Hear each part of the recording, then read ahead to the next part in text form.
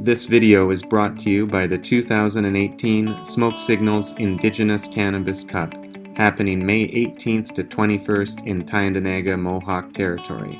For tickets, go to indigenouscannabiscup.com. You're listening to Smoke Signals Media.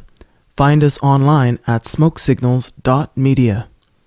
Today, Smoke Signals reporter Tom Kiefer speaks with Steve Williams, chairperson of the Six Nations Police Commission. Okay, my name is Steve Williams. I'm the chair of the Six Nations Police Commission.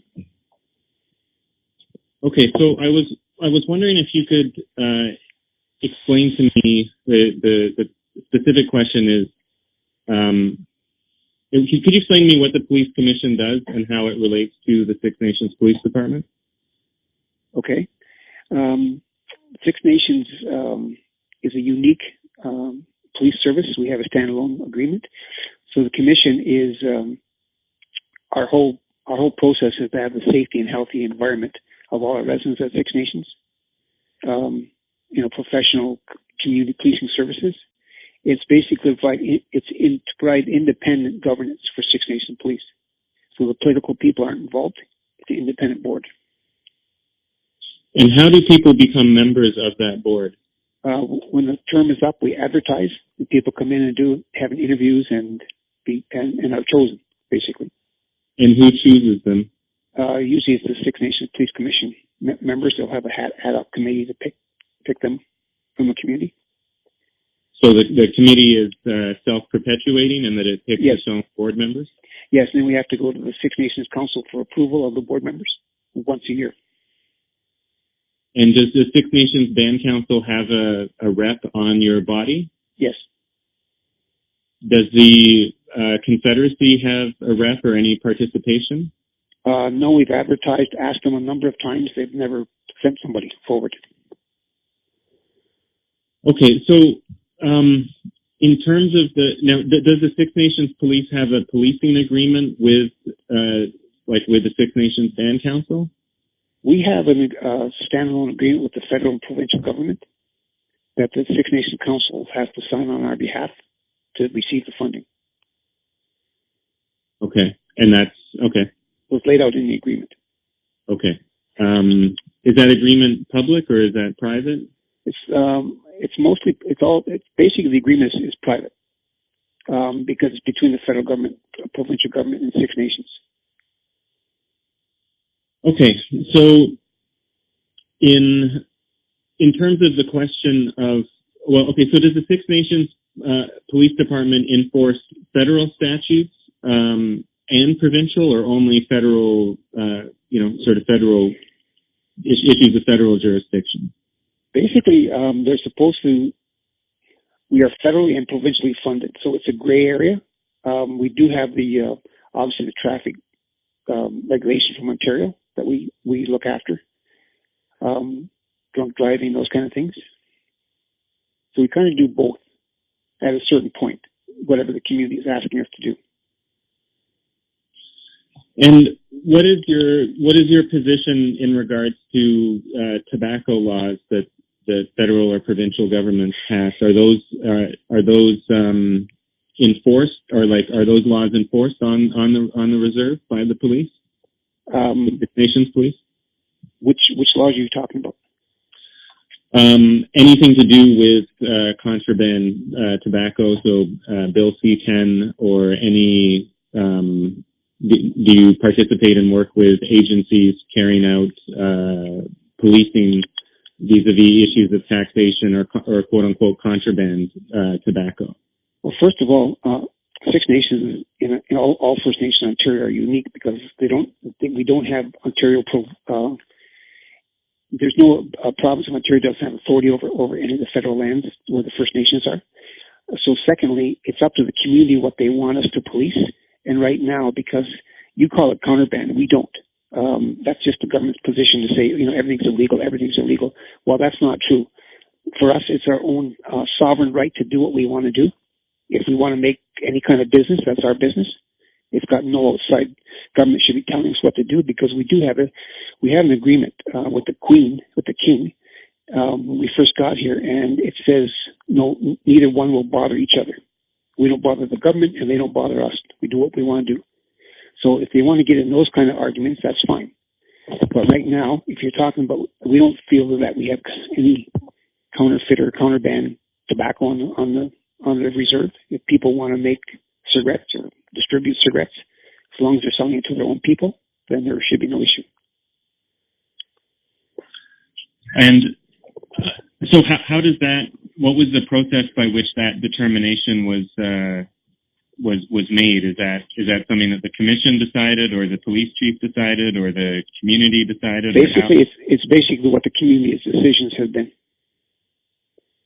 Okay, so what's your understanding of the community's perspective and views on cannabis? Cannabis?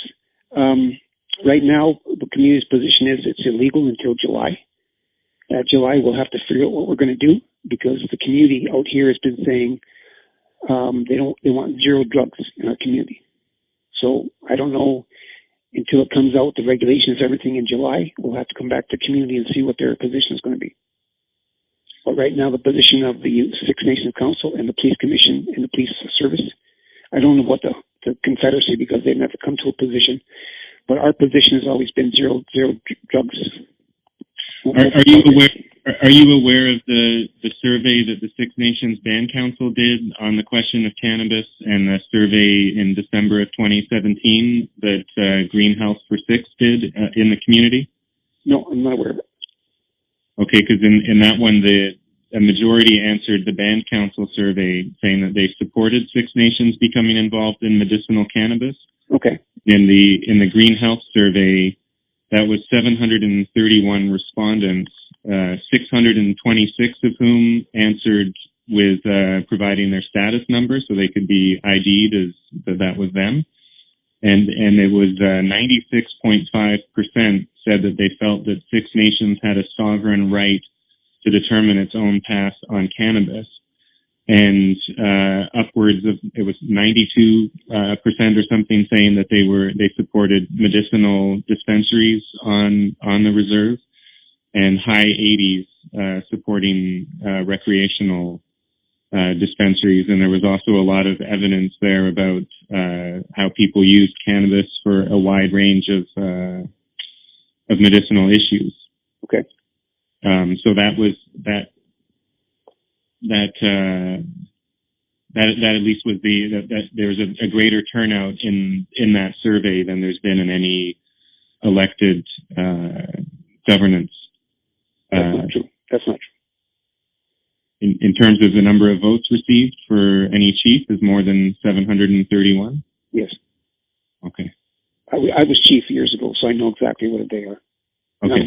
I'm actually elected officer right now, so I know what the numbers are. But you would agree it's a significant number that would identify themselves and provide information about the opinions on cannabis, no? Well, there's a lot of people who have an opinion on cannabis. Everybody has a different opinion, obviously. I mean, it's like that across Canada. Okay, so right. So if people are wishing to use, if people are at Six Nations want to have a discussion about what their approach should be on cannabis, how should they go about having that discussion? Are they able or entitled to use the community spaces that are, the community halls or the buildings that are administered by the band administration for their use to discuss these matters? I think you'd have to talk to the chief about that. I can only deal with the police commission issues. Okay, because there was a community meeting on October 21st that was booked at the community hall to discuss the issue of cannabis. In October, and that was canceled by Dale Bomberry, who said that the building, that you couldn't even meet to discuss what you wanted the cannabis situation to be until after it had been legalized. So there's been... Well, I don't know if that's really true, because I know they had meetings, each district, we have 6 districts out here, they had meetings in February and March, and they had invited the community out to those meetings to talk about the cannabis issue. So I know that the councillors themselves have had meetings and had discussions with the community. Right. Unfortunately, I wasn't available to attend any of them, but...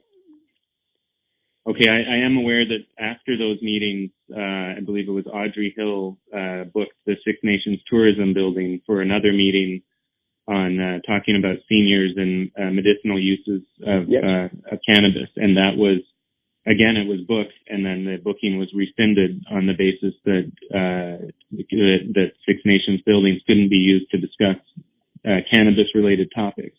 Even though I don't know, I'm not part of the band council, so I don't know what their policies are, what they're doing. I just know I saw advertising in the local newspapers that each district was going to be talking about this stuff. And as far as I know, they did have their meetings, February, March.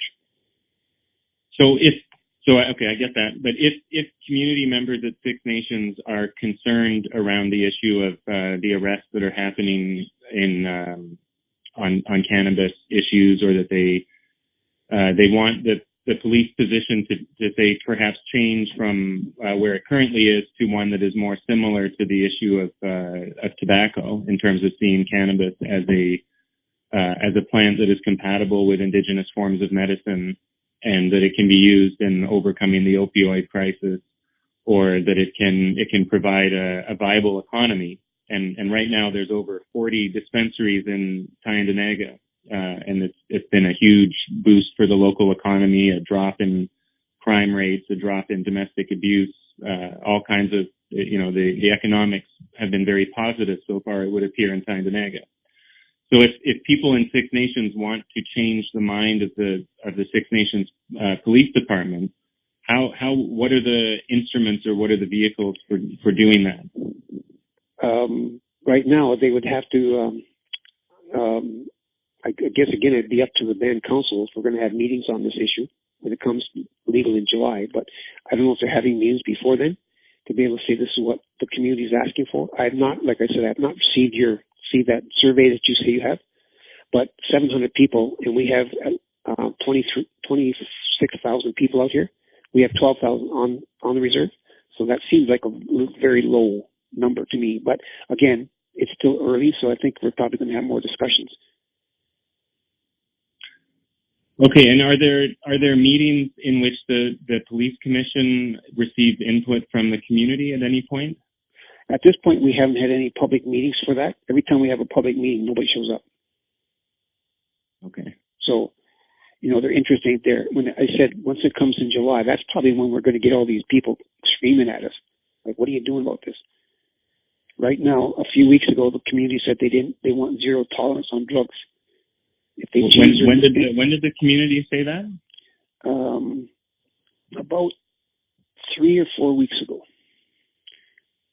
And in what form, or what? It was a meeting, or it was a? It was a protest against one drug dealer on the community, and they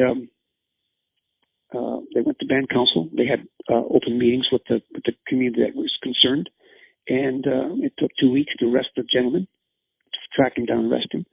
And they at that time were saying, they're not the whole community, there's part of the community, and they're just saying they don't want zero tolerance. I said that's the position of the police and the commission and band council at this point. And so like I said, when it comes to cannabis, I don't know what the new position will be, if it will change or not. But you don't. That's totally up to the community. Right.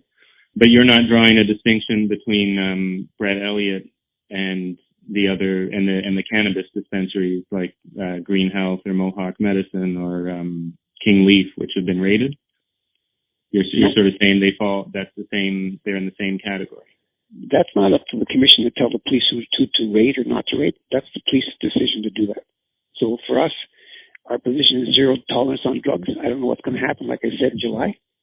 At that point, I guess we'll figure that out.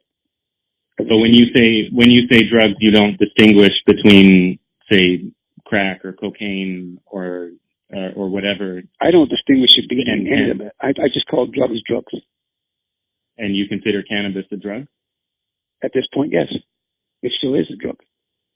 But if the community comes back and says we are okay with cannabis, then so be it. They told us they were okay with tobacco, so be it. And what would it take? So when it's no longer a drug, what would you call it? It's not a drug in July. Does it become a plant then? I don't know what it's going to be called in July. until the federal government sends down the regulations and rules and everything else, everybody's jumping on board because they want the tax dollars. Would you? I mean, this is maybe not your outside. Do you? I guess. Do you think that that's the taxation of cannabis is coming to Six Nations? I don't know if it's going to become the Six Nations. If it does go to, if the First Nation communities in Ontario decide that yes, this is a good idea, then I suggest that they charge some kind of fee for it, so they can get some money from it instead of people making money and not looking after the services out here. Okay. I think that does it in terms of my questions. Okay. I don't know if there's anything else that I know you're in a kind of tricky position because there's a lot of different jurisdictions that are involved here. Yes, a lot. Yeah. Oh, actually, I do remember what I wanted to ask you. Does the Six Nations? What is the position of the Six Nations Police Commission regarding the methadone clinics that have been opening up around the community?